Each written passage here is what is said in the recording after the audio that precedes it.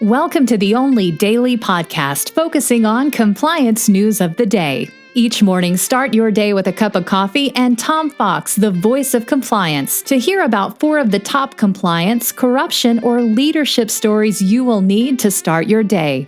The Daily Compliance News is a production of the Compliance Podcast Network. December 21, 2019, the $2 billion settlement edition.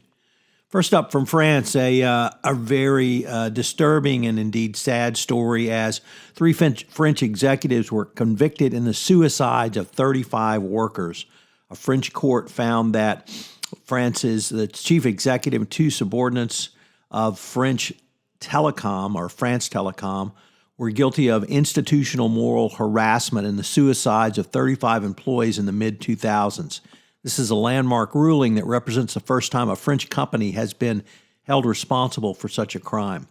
The court found that the 3 men were responsible in creating an atmosphere of fear during a desperate company restructuring that led directly to suicides and attempted suicides of numerous employees. Current and former employees gave gut-wrenching testimony about the severe anxiety that prevailed as executives tackled a $50 billion debt trying to get rid of 22,000 employees out of a total of 120,000. Most of them were civil servants and thus couldn't be fired.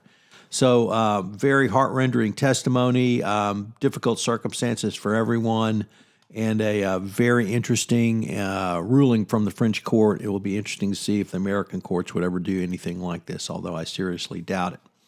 Volkswagen continues to be embroiled in its emissions testing scandal as Australia has hit Volkswagen with a record fine over its emissions testing scandal, 125 million Australian dollars, which equates to 86 million US dollars and 66 million UK pounds. It's the highest fine ever for breaches of Australian consumer law.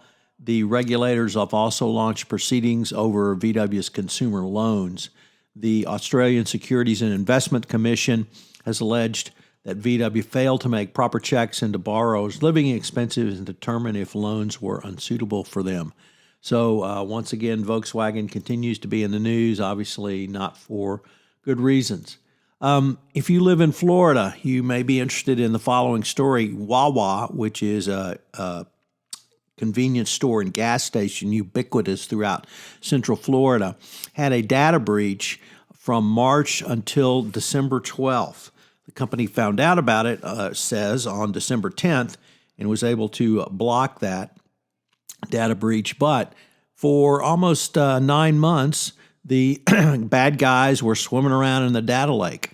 The data breach included debit and credit card information at potentially all of the 850 locations. The company's now offering free credit monitoring and identity theft protection to those impacted.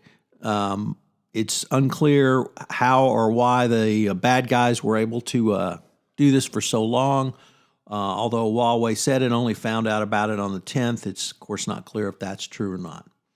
And then finally, our lead story is Goldman Sachs is allegedly in talks with the Department of Justice and others to settle its massive FCPA imbroglio around the 1MDB scandal. Reports suggest that the fines and penalties could be as high as $2 billion. It's not clear if that would be $2 billion to the U.S. or $2 billion across the globe, but it would be the highest FCPA fine ever if it came down to the U.S. only. So we'll have to watch that story and see what happens over the Christmas holidays. I hope you enjoy this weekend. Please check out the Sunday book review tomorrow on the Sunday edition of the Daily Compliance News. Thanks for listening.